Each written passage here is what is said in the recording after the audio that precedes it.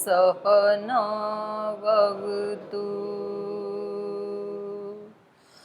सहनौ भुनक्तु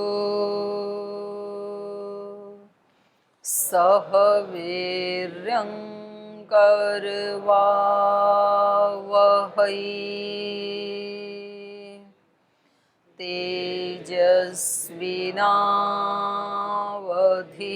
तेजस्विनावधीतमस्तु मा विद्विषावहै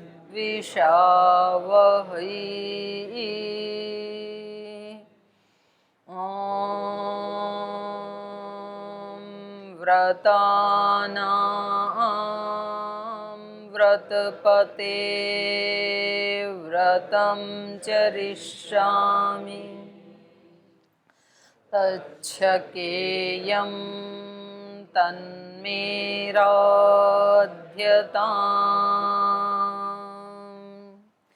इदमहमनृतात् सत्यमुपैमि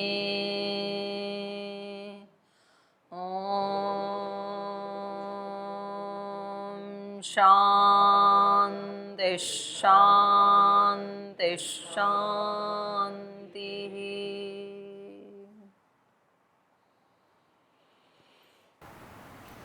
हम वाल्मीकि रामायण का अयोध्या कांड पढ़ रहे हैं। अयोध्या कांड का 44वां सर्ग, और इस सर्ग में प्रकरण चल रहा है यमुना को पार करके और श्री राम, लक्ष्मण और सीता माता जंगल को पार करते हुए चित्रकूट की तरफ प्रस्थान कर रहे हैं। यमुना को पार करके एक वृक्ष के नीचे उन्होंने रात्रि व्यतीत की, और प्रातःकाल होने पर लक्ष्मण जी की थोड़ी आंख लग जाती हैं, तो श्री राम उनको उठाते हैं अत्यंत प्रीतिपूर्वक और उनको बताते हैं कि देखो सभी पशु पक्षी वन में रहने वाले उठ गए हैं, सुंदर मधुर कलरव से वो भगवान की स्तुति कर रहे हैं, और हमारा भी प्रस्थान का समय ये उपस्थित हो गया है, हमें प्रस्थान करना चाहिए। तो ये जो पशु पक्षी हैं वो भी स्तुति, प्रार्थना, उपासना करते हैं। महर्षि दयानंद ने जो ये 3 शब्द लिखे हैं, स्तुति, प्रार्थना, उपासना, बोलते हैं ना एकम सद्विप्रा बहुधा वदंती। इन्हीं 3 चीज़ों को बापू ने अलग ढंग से बोला, पुरुषार्थ, प्रार्थना, प्रतीक्षा। और यही तीनों चीज़ें स्तुति, प्रार्थना, उपासना। स्तुति मतलब गुणगान करना, और वैसा पुरुषार्थ करना। जब हम किसी के गुणों का गान करते हैं तो निश्चित रूप से हम वैसा बनना चाहते हैं और बनने के लिए प्रयास भी करते हैं, ये हो गई स्तुति। फिर प्रार्थना, अपना पुरुषार्थ जब कम पड़ जाए तो अपने से बड़ी वाली शक्ति से कुछ मांगना, प्रार्थना। और तीसरा है फिर उपासना। प्रार्थना करने के बाद फिर शांति से बैठ जाओ, प्रतीक्षा करो उत्तर मिलने की। तो इन्हीं को तीनों को उन्होंने कहा कि पहले पुरुषार्थ करो, पुरुषार्थ करने के बाद फिर प्रार्थना करो, और प्रार्थना करने के बाद फिर प्रतीक्षा करो। प्रतीक्षा या उपासना एक ही बात। तो यहाँ पर ये बता रहे हैं लक्ष्मण जी को, वन्यानाम वल्गु व्याहृताम स्वनम। वन में रहने वाले जो पशु पक्षी हैं उनके व्याहृताम वल्गु, बोलते हुए जो उनका मनोहर आकर्षक स्वनम शब्द है वो शृणु, सुनो लक्ष्मण, सब बोल रहे हैं। तो ये अपना भी प्रस्थान का समय हो गया है। और ऐसा सुनकर के लक्ष्मण जी तुरंत उठ जाते हैं और तुरंत ही जहौ निद्राम च तंद्राम च, अपने निद्रा और तंद्रा को छोड़ करके प्रसक्तम पथि श्रमम, और पथ का जो श्रम आलस्य था उसको भी छोड़ करके, मतलब एकदम से उठ जाते हैं। तो जो जितना जागरूक होगा तो वो थोड़ा सा इशारा मिलते ही जागरूक हो जाएगा, उठ खड़ा होगा। अब ये निद्रा तंद्रा चाहे तो स्थूल शरीर की है चाहे तो जीवन की है। जो साधक होते हैं उनको कहीं थोड़ा कोई सत्संग का कोई एक वाक्य कोई एक शब्द कहीं मिल जाता है। उपनिषदों में आता है घोर ऋषि के एक वाक्य से भगवान कृष्ण को ज्ञान हो गया था, विवेक को प्राप्त हो गए थे। तो मतलब पहले से ही पिछले जन्म में ही उनके इतने संस्कार थे साधना के, जागरूकता के, तो थोड़ा सा एक हिंट मिला, तुरंत जागरूक हो गए।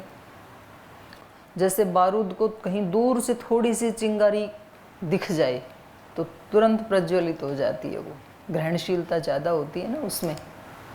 जैसे श्रद्धेय स्वामी जी महाराज को कहीं आयुर्वेद का, योग का, अब योग का एक मंत्र मिला ऋग्वेद में, आवातवाही भेषजम विवातवाही यद्रप।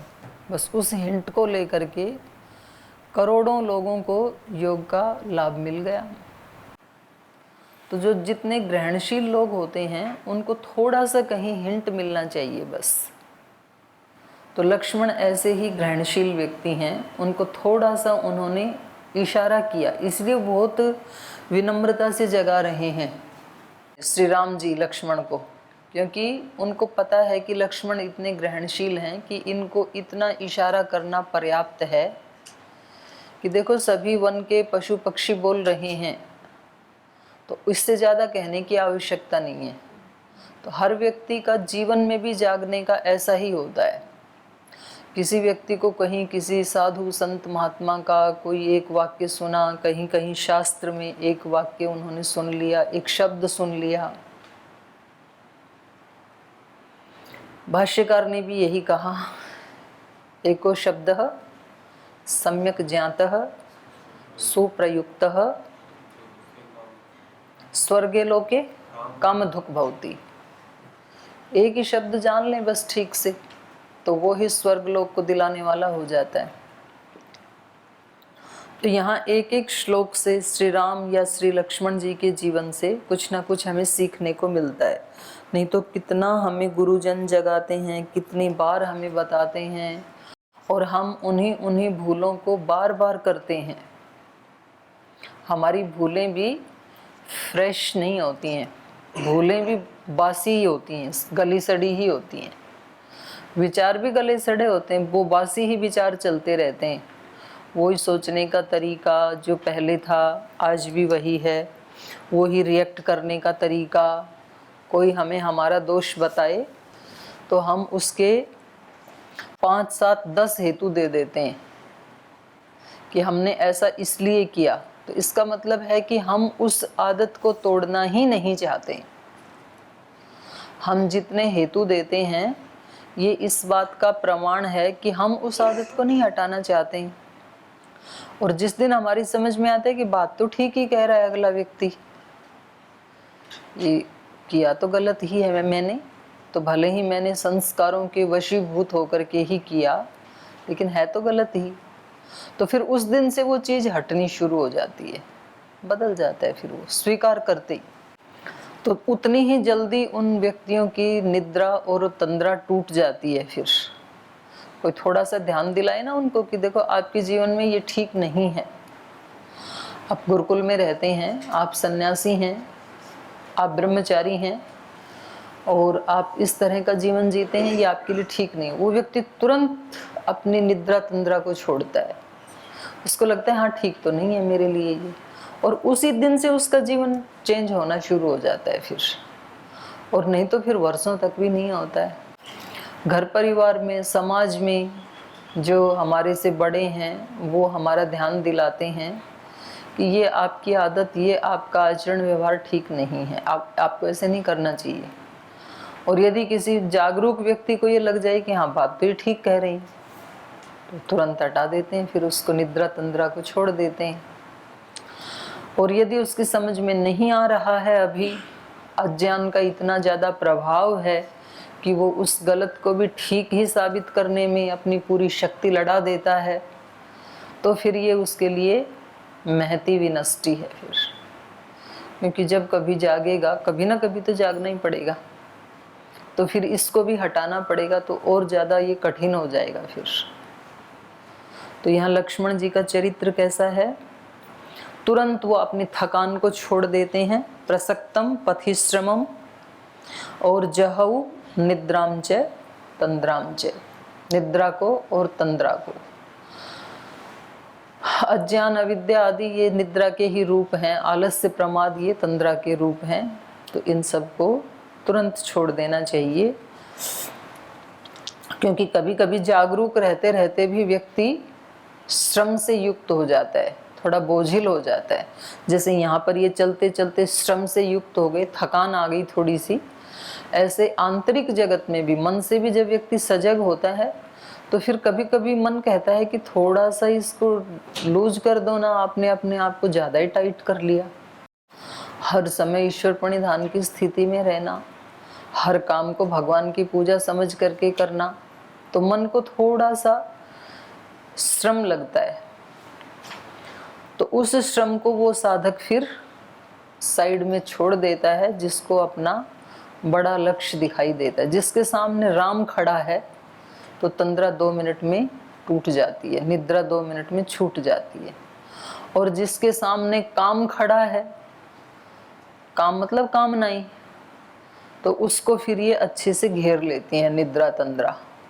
तो यही अंतर है, क्योंकि लक्ष्मण के सामने राम खड़े हैं, तो जिसके सामने राम खड़ा है उसको थकान, निद्रा, तंद्रा कुछ भी दिखाई नहीं देता है।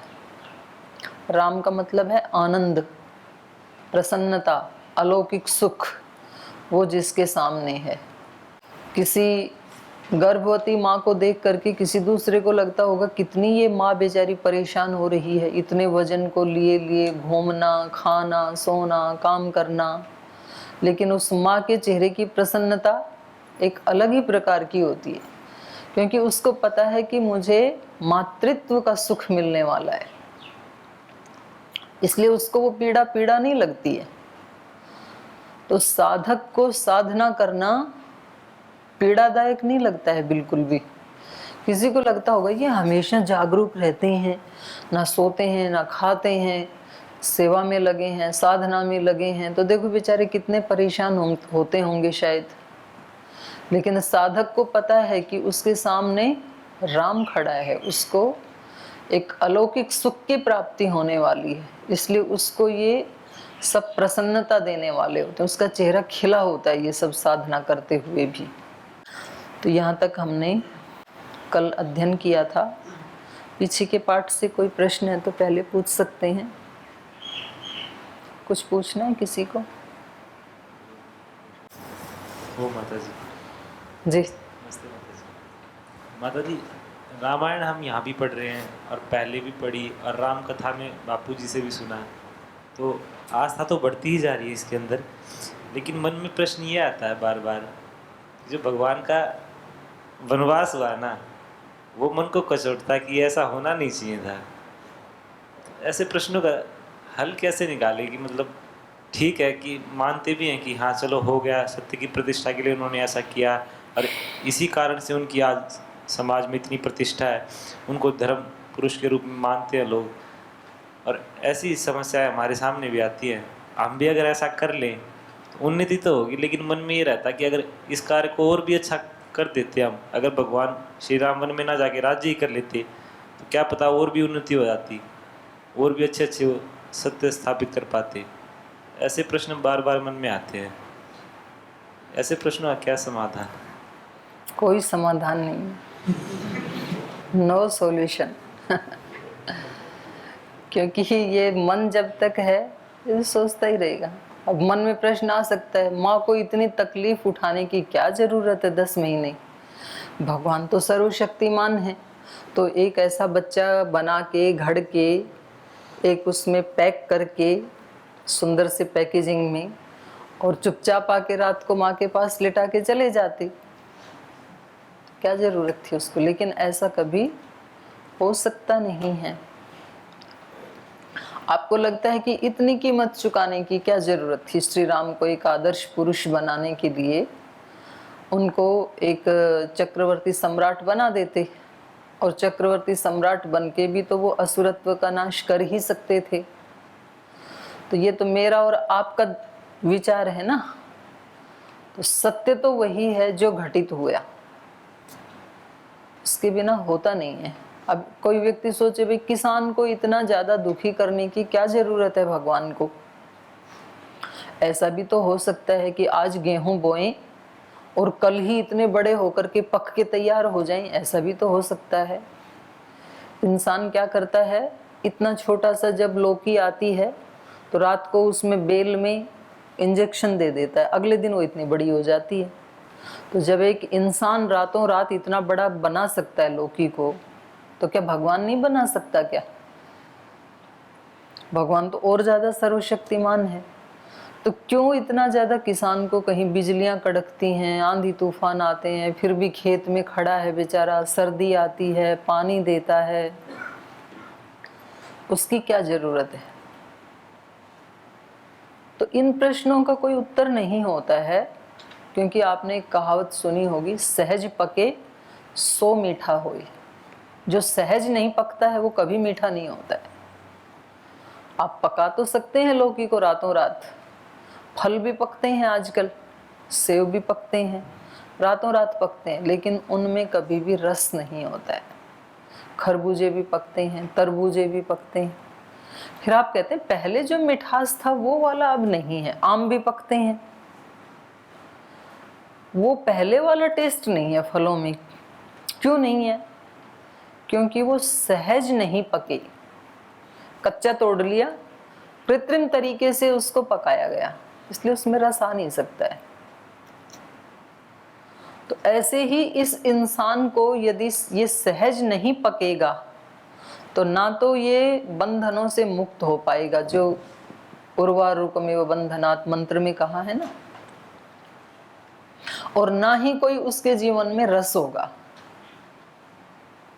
कभी कभी इंसानों को भी पका देते हैं रातों रात, किसी को किसी ऊंचे पद पे बिठा दिया, किसी व्यक्ति को कोई ऐसी पीठ मिल गई, गद्दी मिल गई, उसको उसका वहाँ का मठाधीश बना दिया।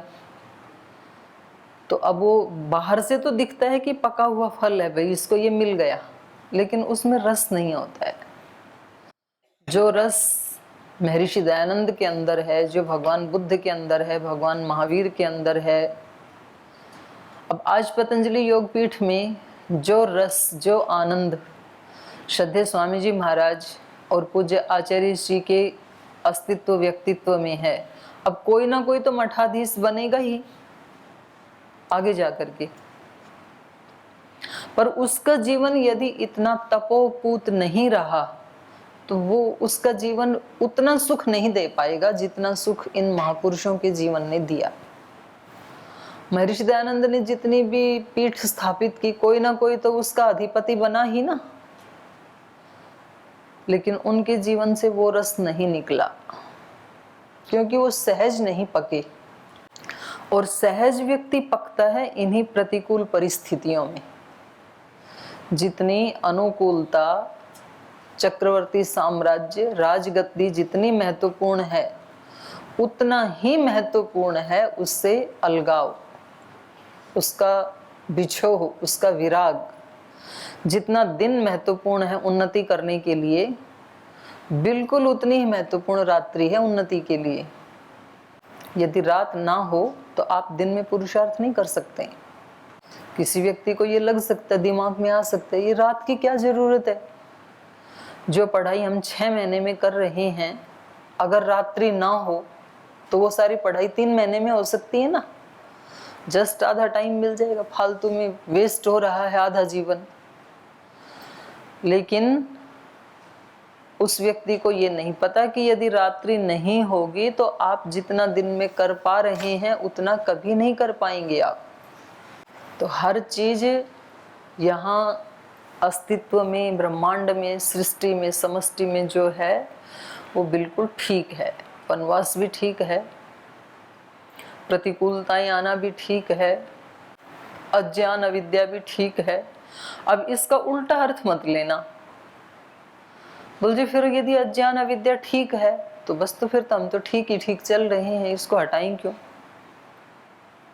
वो ठीक तब हो पाएगी जब आप उसके स्वरूप को समझ करके उससे बाहर निकल जाएंगे। रात्रि ठीक तब कहलाएगी जब उस रात्रि में विश्राम करके अगले आने वाले दिन को आपने सार्थक बना लिया, तब तो रात्रि बिल्कुल ठीक है। और रात्रि में विश्राम करके दिन में आपने यदि उल्टे काम किए तो वही रात्रि हमारे लिए क्या हो जाएगी? घातक हो जाएगी। फिर श्री राम का वन में जाना बिल्कुल भी गलत नहीं है, क्योंकि श्री राम ने उसका 100% सदुपयोग किया है। श्री राम को श्री राम बनाने वाला ये वनवास का ही टाइम है, पीरियड है। तो इन प्रश्नों का हमें मतलब हमारा मन उठाता ही रहेगा, ऐसे ऐसे प्रश्न, ऐसा हो जाता तो। और दूसरा एक और बात मैं आपको कह रही हूँ, अब हम जो सोच रहे हैं कि अगर उनको वनवास नहीं होता तो, अगर सब कुछ अच्छा ही अच्छा रहता तो, उनको कष्ट नहीं होता तो क्या बदल सकते हो आप इसको? वो तो हो चुका ना, उसको बदल सकते हो क्या? जिसको हम बदल नहीं सकते उसके बारे में सोचना ये टाइम को वेस्ट करना है और एनर्जी को वेस्ट करना है। जिसको बदल ही नहीं सकते हैं हम। श्री राम के जीवन की बात तो छोड़ो, अपने जीवन की जो घटना घटित हो चुकी उसके बारे में सोचना बिल्कुल अपने जीवन को बर्बाद करना है। अगर वहां मेरा ये अपमान नहीं होता तो, अगर मेरे जीवन में ये कष्ट नहीं आया होता तो, अरे भाई आ चुका ना वो।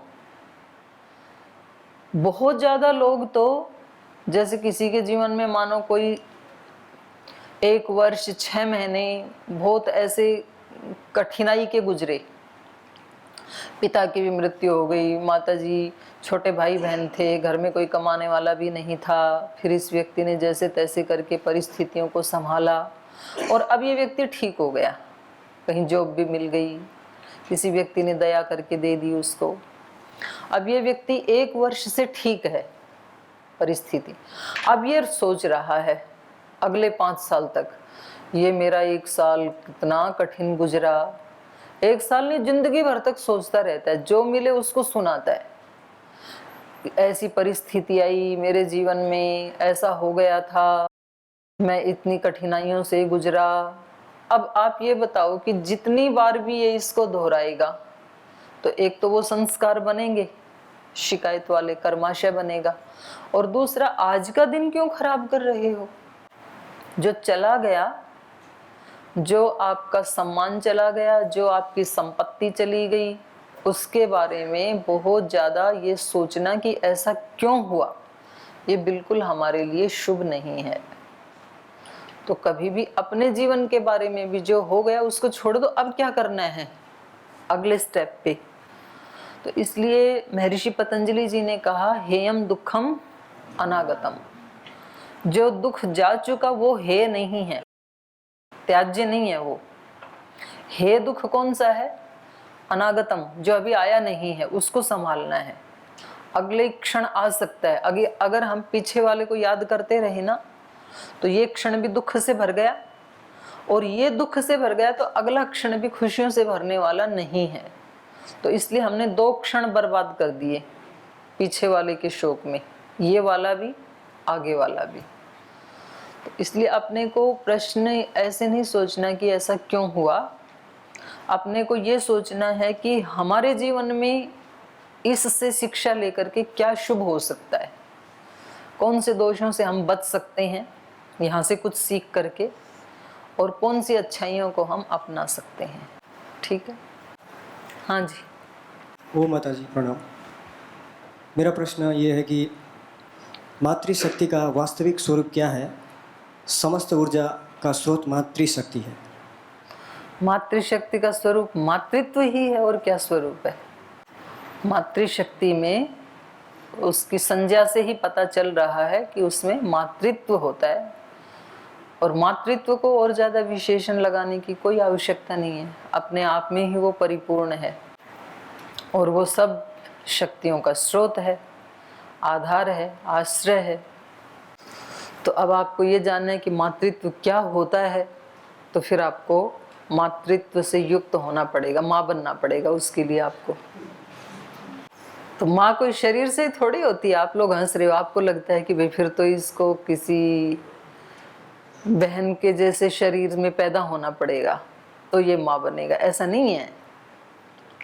श्रद्धेय स्वामी जी महाराज नहीं बोलते हैं कि मैं दाढ़ी मूंछ वाली माँ हूँ, बोलते हैं ना ऐसे। तो मातृत्व शरीर का नाम नहीं है, मातृत्व एक शक्ति का नाम है। तो उसके अंदर, मातृत्व के अंदर ही स्नेह होता है, सहनशीलता होती है, क्षमाशीलता होती है, सेवा परायणता होती है, दुख सहन करने की शक्ति होती है, निर्माण करने की शक्ति होती है, दूसरे को प्रेरणा देने की, आश्रय देने की शक्ति होती है। जितनी भी शुभ शक्तियाँ होती हैं ना धरती के ऊपर, उन सब को मिला के एक गट्ठर बना दो। इस गट्ठर का नाम है मातृत्व। त्वम हीन पिता वसो त्वम माता शतक्रतो बभूविथ। ईश्वर का भी नाम क्या है? माँ। त्वमेव माता च पिता त्वमेव। ईश्वर भी हमारी माँ है। तो ईश्वर का कोई शरीर थोड़ी है, स्त्रीलिंग या पुल्लिंग। महापुरुष जो होते हैं उनके अंदर भी मातृत्व होता है, और माताओं के अंदर वो पुरुषों को वो प्रयास करके उत्पन्न करना होता है, और महिलाओं को सहज मिला होता है। वो भगवान की संरचना ऐसी है। अपवाद सब जगह मिलेंगे आपको। अपवाद रूप में कहीं ऐसा मिल जाएगा कि माँ का शरीर तो है लेकिन मातृत्व नहीं है, और अपवाद पुरुषों में मिल जाएगा आपको, शरीर तो पुरुष का है लेकिन अंदर मातृत्व से भरा हुआ है। ठीक है। ओम दीदी, जब हम सत्संग सुनते हैं या प्रवचन सुनते हैं तो आप भी एक दिन कह रहे थे सत्संग में कि जितनी हमारी ग्रहणशीलता होती है हम उतना ही लेते हैं। तो दीदी कहीं हमने ग्रहणशीलता भी और रुचि भी, जिधर हमारी रुचि है ना वही बात सुनते हैं हम। तो हमने ये ग्रहणशीलता अपनी रुचि के अनुसार बना रखी होती है, अपने स्वभाव के अनुसार जो चीज़ें हमको अच्छी लगती हैं या जिनमें हमारी रुचि होती है, तो जो चीज़ें सत्संग में हमको उनके अनुसार मिलती हैं तो हम उनको ही मानते हैं बस। तो जैसे पूज्य बापू जी कथा में बोल रहे थे अपनी रुचि के अनुसार जीने दो। दीदी इसका तात्पर्य क्या है?